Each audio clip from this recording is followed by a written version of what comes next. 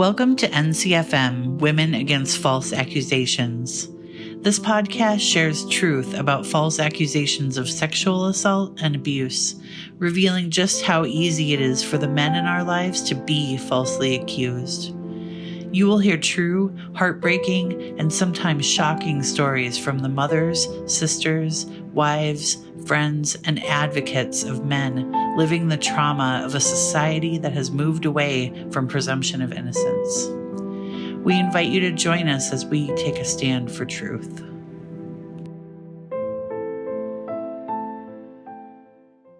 Hello, my name is Harry Crouch. I'm president of the National Coalition for Men. This is the third in a series of Zoom meetings about false allegations and their impact on the people who love them. And we're fortunate to have somebody by the name of Lori D. Bolt, an NCFM member who is heading this task up for us. And we hope to document a number of stories and get them out to the public. I'm going to turn this over to Lori. So Mrs. DeBolt, it's all yours. Thank you. Thank you, Harry.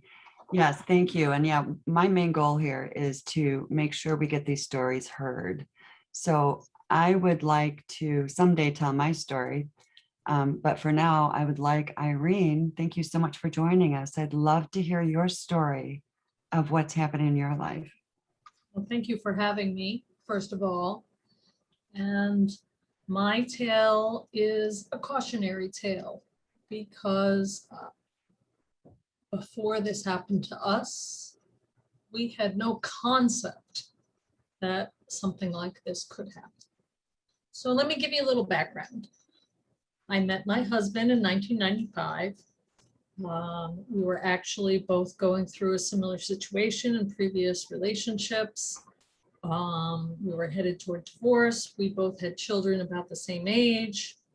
We eventually married in 2002, and our daughters are within 6 months of each other. I'm going to use a pseudonym for them, if that's okay, to protect their privacy. My husband's daughter we'll call Kathleen, and my daughter we'll call Morgan. In 2011, Kathleen started exhibiting some features of depression, and between Thanksgiving and Christmas of that year, her symptoms worsened quite significantly, and she entered therapy for depression. And her therapist ended up diagnosing her with an eating disorder and recommended a facility called Castlewood Treatment Center outside of St. Louis, Missouri. Doing our due diligence, we researched the facility, we researched the diagnosis, we talked with her biological mother about maybe this is not the step we want to take in the beginning, maybe something less invasive, like local therapy, outpatient therapy. We talked about all of those decisions. But in the end, it was determined by my husband and her biological mother that Kathleen would attend inpatient treatment for an eating disorder at the Castlewood Treatment Center in St. Louis, Missouri, under the direct care of Dr. Mark Schwartz and his partner, Lori Gelber. She was admitted on Valentine's Day, 2011. So in hindsight, Valentine's Day is not a happy day in our family. At first, it all seemed perfectly normal. She would communicate with us. She would talk about, we would receive regular text messages, email. By about April of 2011, it seemed like the communication was less and less frequent. Then came a text that she sent to my biological daughter, her stepsister. They've grown up together since the age of 3. So they were sisters in every sense of the word that you could be. She sent a text message to my daughter, who we're calling Morgan. Has Dad ever touched you in an inappropriate way? And my daughter, who also is on the autism spectrum, she didn't know how to answer this. So right away, she showed it to me, and I showed it to my husband. And that was the beginning of the end. So we said, after that moment, well, the last text she sent a text to my husband saying, Daddy, I just had a bad dream and it scared me. Then all communication was cut off. A couple weeks later, we received a letter from the Child Protective Services Unit in the state of New York saying that we had been indicated in a report of child abuse. So at the time, we really didn't know what this meant, but it was accompanied by a letter from the Castlewood Treatment Center that contained 18 allegations of horrific sexual abuse. I mean, so horrific that I don't even want to repeat them here. A couple days later, a knock came at my door, and there was a police officer and an officer from Child Protective Services at my front door. My daughter, Morgan, had answered the door, and she explained to them, my mom's busy cooking dinner. And the officer said, she needs to come to the door.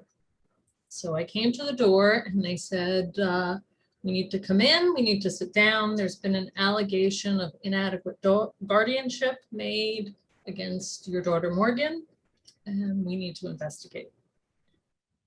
They came in, they sat down, they asked me about the supervision that I gave Morgan.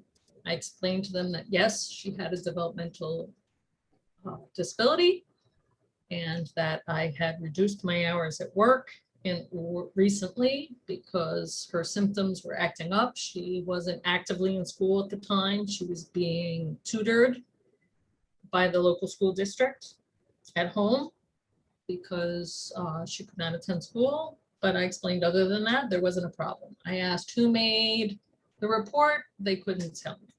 They said, we're not allowed to give you that information. Then next, my husband was dragged into family court. His parental rights were terminated.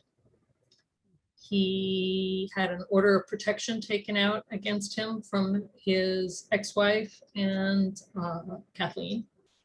He had to surrender his handgun and all of his handgun license. He was a local business owner in town that carried a lot of cash. So he had a handgun permit and a handgun license. He had to surrender all of that. I was working in the sport of gymnastics as I had for my entire career. I worked with kids. So these kinds of accusations were devastating to us. My husband was an active member of our community. He served on several boards in the town government. Accusations like this could ruin both of our careers. And in the letter that was sent to us, it basically said that if you were found guilty of these indicated charges, you'll be placed on the sex offender registry in the state of New York, which is accessible by governments and by employers. Basically, it meant neither one of us would work ever again. So that was quite terrifying. And in the meantime, all communication from our daughter Kathleen was cut off. We had no idea what was going on at the Castlewood Treatment Center.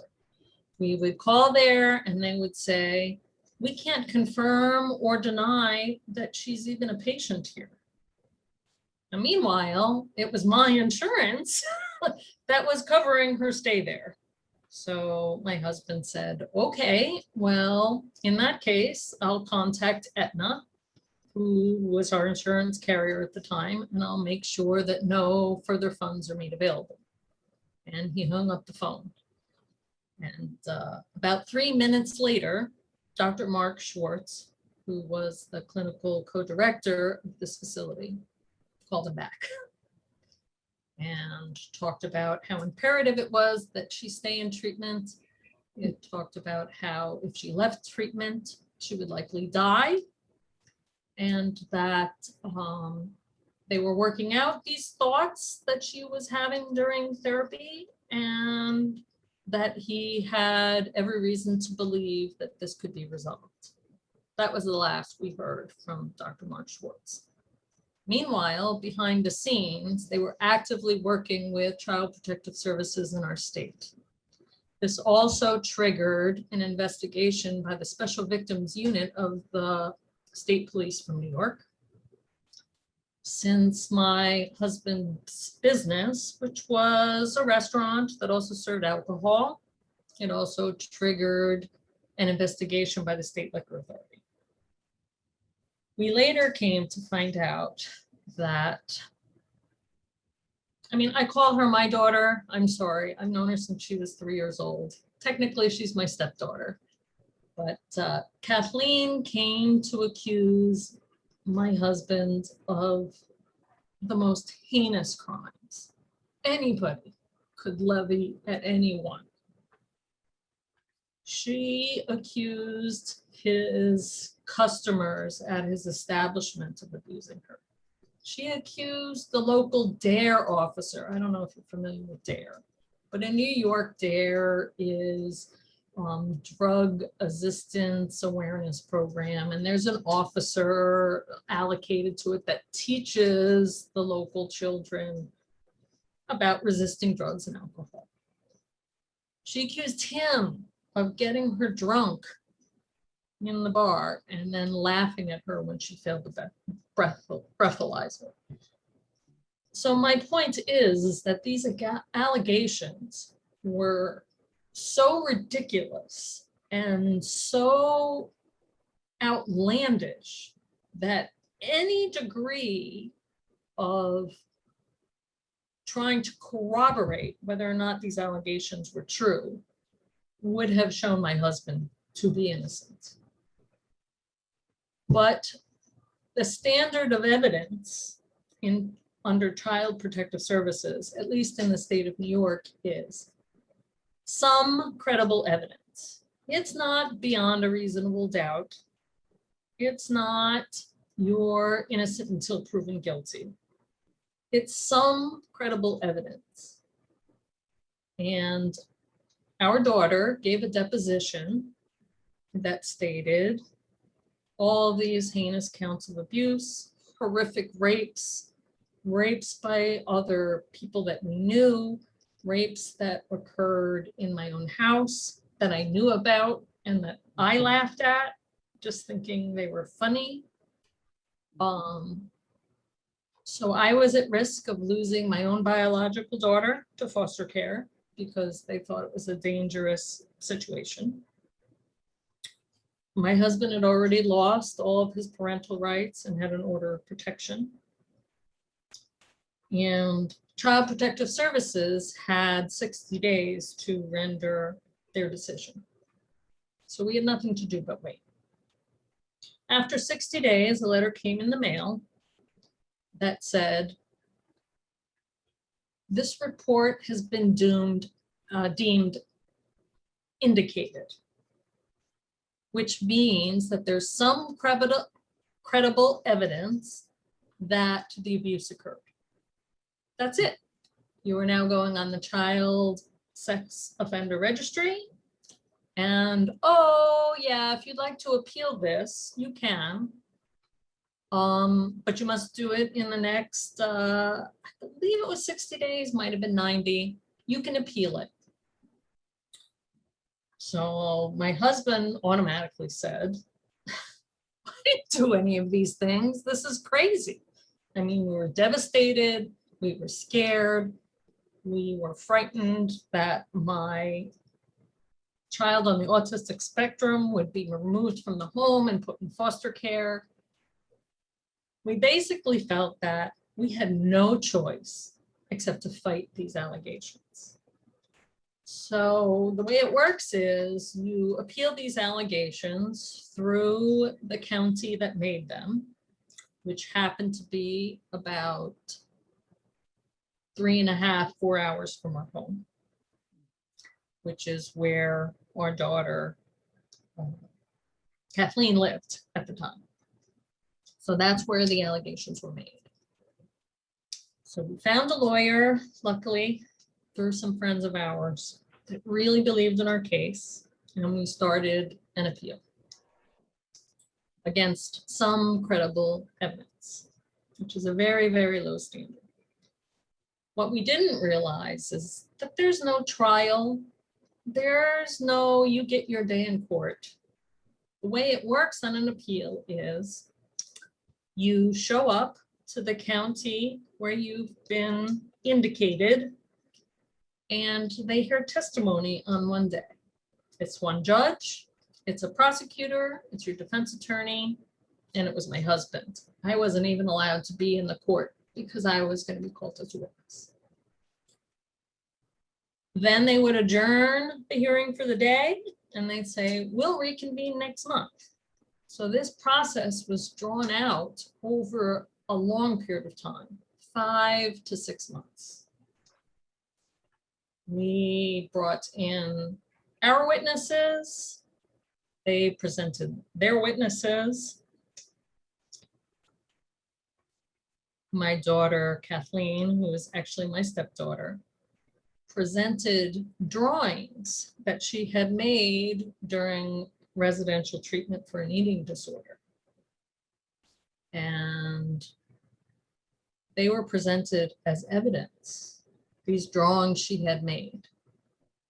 And during these drawings, she said that she had different parts. They had diagnosed her with dissociative identity disorder. Even though it doesn't appear on her medical records, and even though Castlewood Treatment Center at the time was a 10-bed facility outside of St. Louis, they had multiple cases of this dissociative identity disorder, which used to be called multiple personalities. I mean, everybody's heard of it, you know, Sybil, the whole thing. And if it does exist, it's exceedingly rare. And yet out of this 10-bed facility, they had enough patients that were diagnosed with dissociative identity disorder that they had a weekly support group. So when Kathleen testified at this hearing for us to overturn the finding of that we were indicated of child abuse, she testified that she had over 50 different alters, which means different personalities, and that she could switch at any moment and people wouldn't realize it.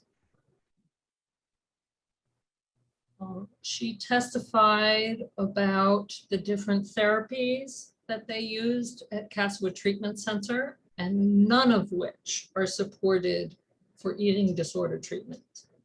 It's important to note that eating disorder treatment, family therapy, is what is supported as the empirical evidence that helps eating disorders.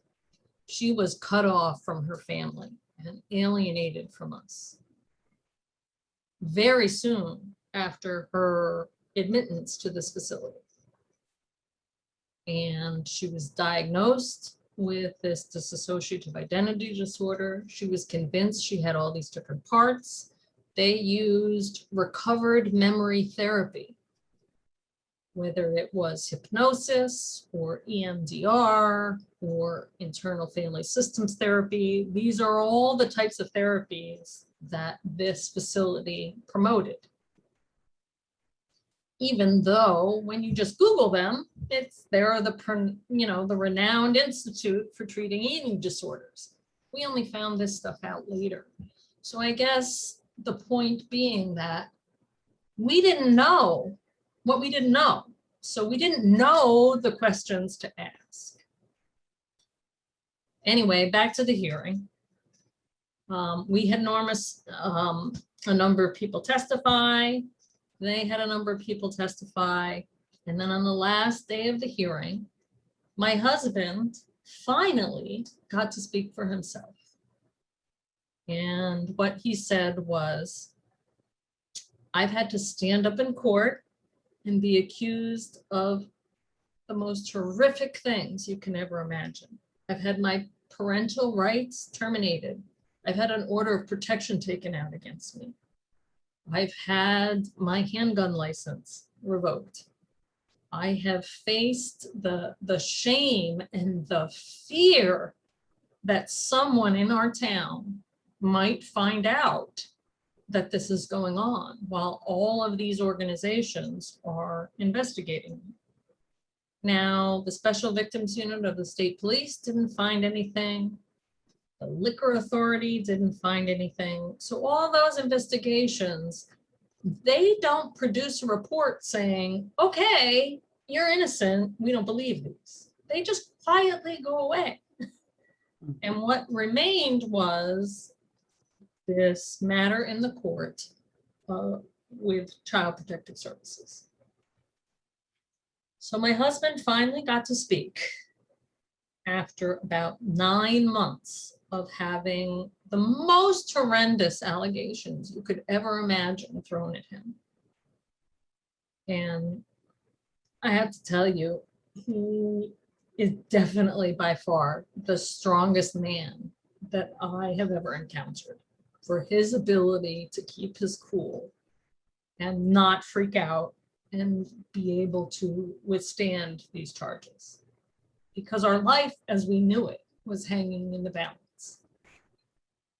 Then the hearing officer said, okay, this hearing has now ended, and I will produce my, what did he say? I guess my opinion in 60 to 90 days. So there was more waiting. And we waited, and we waited, and we waited. And about 4 months later, a letter arrived in the mail, and it was about 6 pages, mostly filled of legalese and jargon about jurisdiction and finding of fact. But the final paragraph was what we were waiting for. And it basically said, the agency has failed to produce, beyond a preponderance of the evidence, that of the charges that have made. And therefore, the indicated finding will be expunged and the file will be sealed. And the result is the accusations are unvindicated. Which, I mean, at the time, I have to say, we were happy about.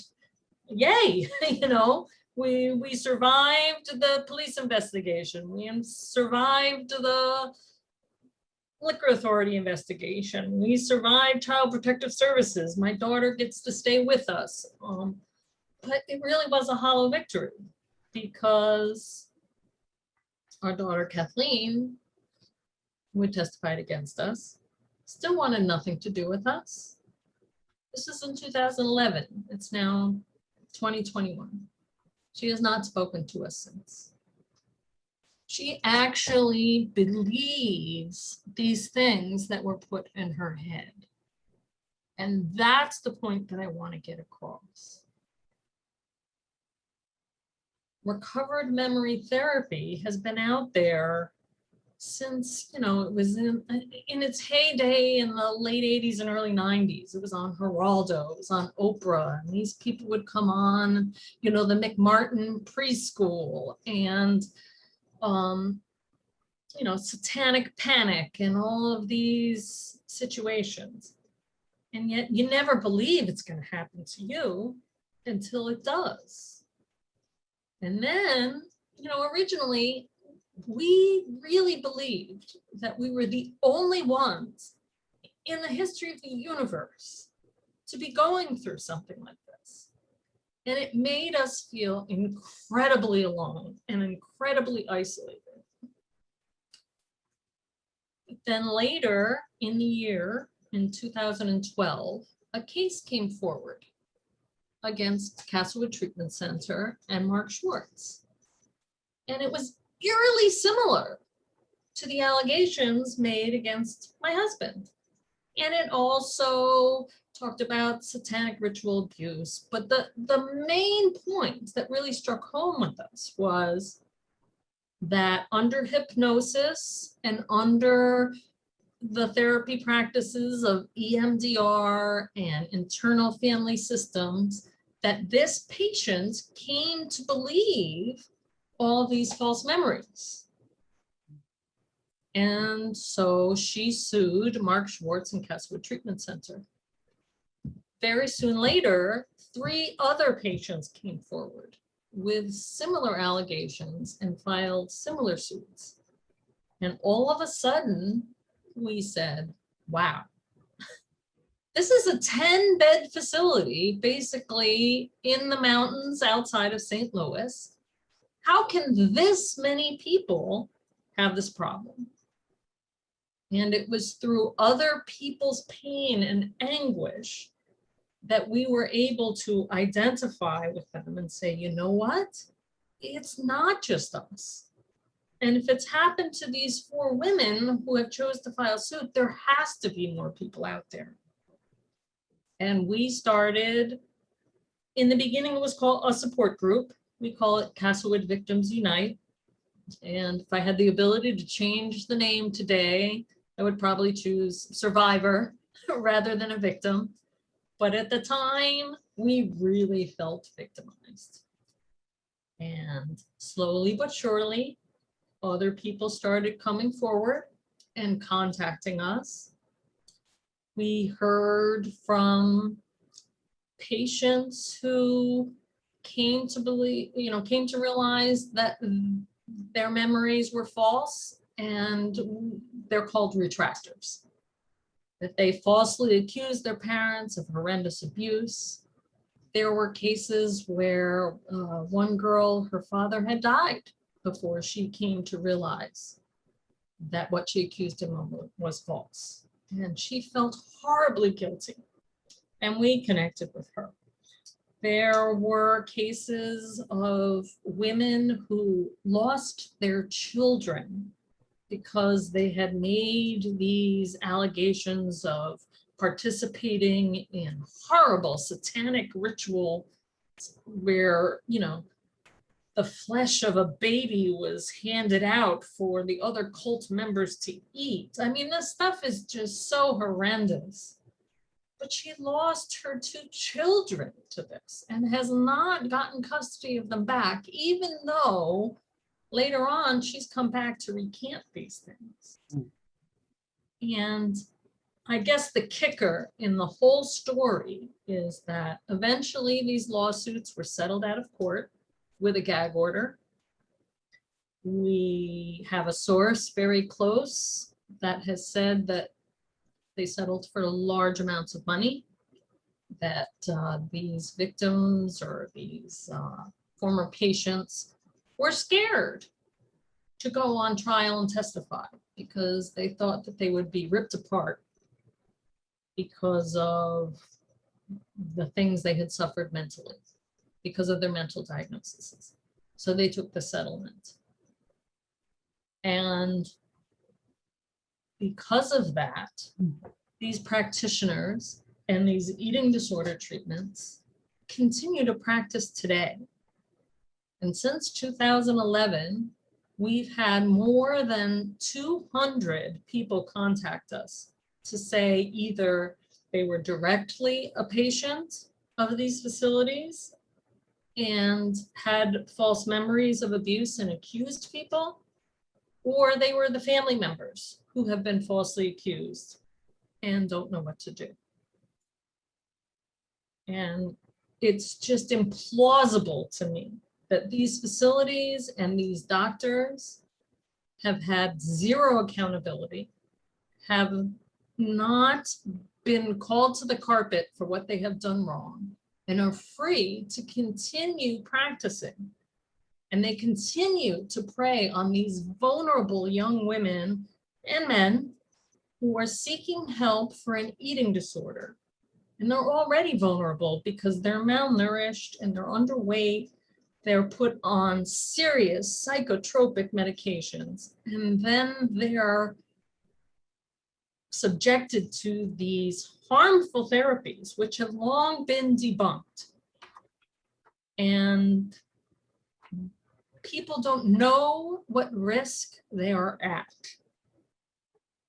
And if I can communicate anything to anyone that's going to listen to this, it's do your research and ask the right questions. Find out what types of therapy these eating disorder clinics practice on their patients. And then research those treatment modalities and find out if there's any empirical evidence to support them. Things like hypnosis and EMDR and internal family systems have been debunked and have been shown to cause the creation of false memories. And I think the worst thing that a young woman can experience that's even more heinous than having been the actual victim of horrendous sexual abuse is to believe that you've been a victim of horrendous sexual abuse, and none of it is true. Irene, That's basically our story. yeah, that took a lot of courage for you to come forward and say that. I cannot imagine. It took How me a you- long time to find my voice, I have to say. In the beginning, petrified of anyone finding out. But over the course of time, we've discovered that speaking our truth and speaking out about this has not only helped other people, but it helps in a small way to heal as well. I didn't want to make sure I interrupted and said something stupid. But anyway, how do people get in contact with you? We have a website. It's called CastlewoodVictimsUnite.org. They can also contact us at our email, which is castlewoodvictimsunite@yahoo.com. We're on social media. We're on Twitter, Facebook, Instagram. We're out there, and we welcome anyone to contact us, whether they were involved in this treatment center with these clinicians or something similar. A lot of what we do is try to help people find reputable treatment, because our intentions when our daughter went for eating disorder treatment was to help her. We never imagined that it would turn out so hard. Do you know if anybody's filed against the doctor's professional licenses? The doctor in question, Dr. Mark Schwartz, had his license censured in Missouri, which is where he was treating our daughter. And he's no longer allowed to practice there. He entered into a settlement agreement where he basically agreed not to renew his license. And if he ever tries to renew his license in Missouri, they will consider more action against him. He's also been cited in California, which is where he now practices. And they found him guilty of lying on his application about what happened in Missouri. And they produced, some disciplinary action against him and fined him. But he's been sued so many times, going back to when he worked under Masters and Johnson. I don't know if you remember them back from the 70s. Good Lord, yes. Yeah, he trained under them. And back from, he worked at a facility called Two Rivers Psychiatric Center. and then River Oaks Psychiatric Center. He has a very unsavory history of these people bringing lawsuits against him and him making settlement agreements to get out of them. Well, our office is in California, and I could tell stories about similar situations, which I don't intend to do. Except I would like to say that it doesn't surprise me at all that the state of California still lets them practice. Yes. He's practicing at a facility called Harmony Place, Monterey. And I would warn anyone that's considering treatment there to do their research. Excellent information. You know, I've also looked into this as well. Alsana, is that a name that's related to Castlewood as well? Absolutely. When Castlewood Treatment Center was facing all of this negative publicity about these lawsuits and about Dr. Mark Schwartz, who was the founder of Castlewood Treatment Center, they ousted him. And in 2018, they were bought out by a company called Riverside. They used to be owned by an investment firm called Trinity Hunt. So in 2018, Riverside bought them out, changed their name. They now have several locations, and it's a big business. It's money, because under the Affordable Care Act that Obama passed, eating disorder treatment has to be covered by insurance companies. So a lot of these companies have now sprung up to provide treatment for eating disorders, and they get anywhere from $1,000 to $1,500 a day for this treatment. And when they find somebody with good insurance, they make sure that they communicate to the insurance company that this person is on death's door, even if they're not, so they can keep them at the treatment facility. Some of the people we have spoken to were there over a year before they were discharged. So $1,500 a day, that's a lot of money. You know. So you're absolutely right in saying people really need to research, right? I mean, I've got to say there's probably some good and quite a few good treatment centers out there. Oh, sure. Right. Absolutely. And there's good therapists out there that are very well-intentioned. We're not even trying to say that everybody at Castlewood had a horrible experience. We know that there are people who've come out of there and have said, I had a good experience there. Well, great. I'm really happy for you. That's terrific. But it doesn't change what happens to us. I think that a lot of these people think, well, just because they had a good experience, it invalidates our experience. And that's all we're trying to say, is that this possibility exists. It could happen to your family. And we just didn't know what we didn't know. We didn't know the right questions to ask. So this whole thing is really encompassed your life for quite some time. I mean, you're still deeply involved with helping others. Absolutely. Yeah, sure. Because, I mean, I've always been an educator. You know, that's been my career forever. And my husband always says, you just can't stop being an educator. And even though I've retired from my career, and this is just kind of what I feel my calling is now. I was so caught aback, and even my husband, he no longer owns his business. His heart just wasn't in it anymore. She made so many terrible accusations that happened at his place of business. You know, so he's changed careers, and it just so monumentally affected our entire family. From that moment forward, boom, things just, you know, they say your life changes in an instant. It's true. But our hope is that we can educate others, that we can warn other people and get the word out there enough that people will be able to ask the right questions to be able to prevent this type of thing from happening to them. Do you have those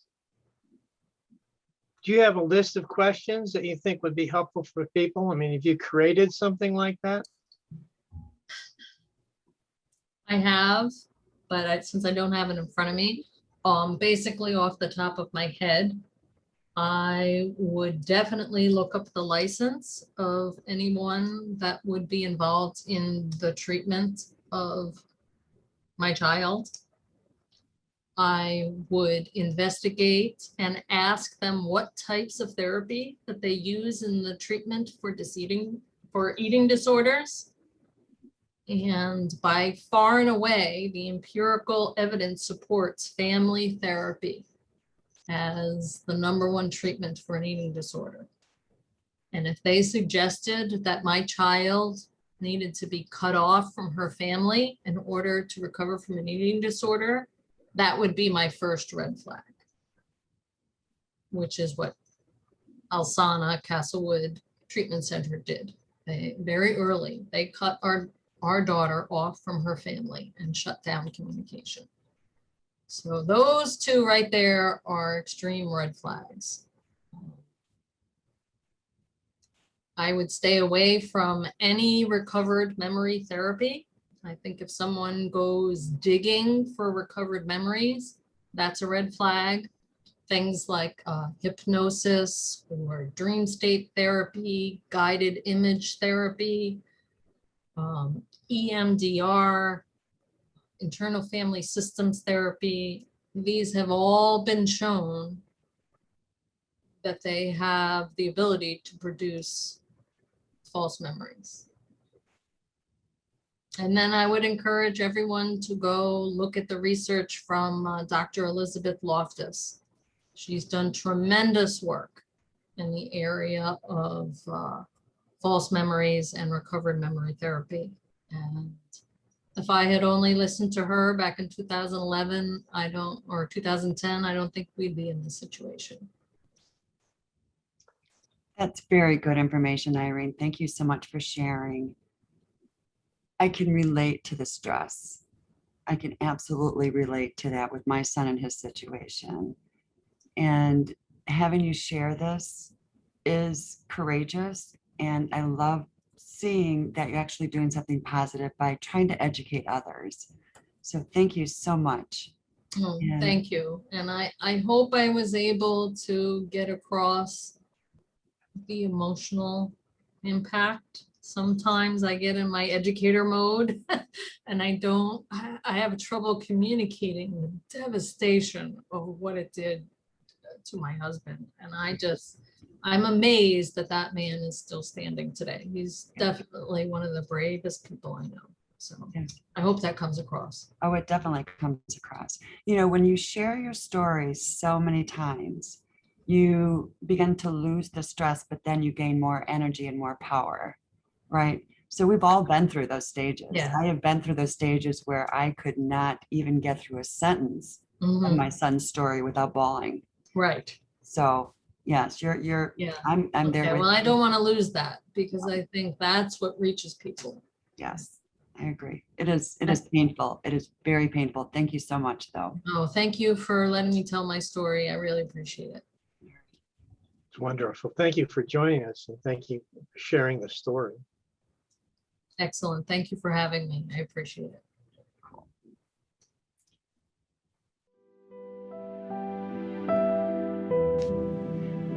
Thank you for listening to our true stories. If you have a story to share about a man in your life, please reach out to us at www.womenagainstfalseaccusations.ncfm.org. The National Coalition for Men has been advocating for men and the women who love them since 1977. Our NCFM Women's Group offers emotional support and a place to actively work together to raise awareness around false accusations. Remember, you are not alone. Join us to learn more. Where is our desire for equal opportunity for men and women in society? Did you know that 94% of all work-related deaths and injuries are male? Or that 3 out of 4 suicides and homicides are male? And that men die an average of 6 years earlier than women? And recent studies show men and boys can be victims of family violence more often than women and girls. Yet in spite of this alarming news, there are only 2 commissions in the U.S. created to address these and other serious issues facing our men and boys today. In comparison, there have been over 250 commissions established to help women and girls address serious issues concerning their health and well-being. It's obvious that a federal commission dedicated to the health and status of our men and boys is desperately needed. Please help us, the National Coalition for Men, as we dedicate ourselves to making this ambitious dream a reality. For more information about NCFM, its membership opportunities, or financial support, go to ncfm.org. That's ncfm.org.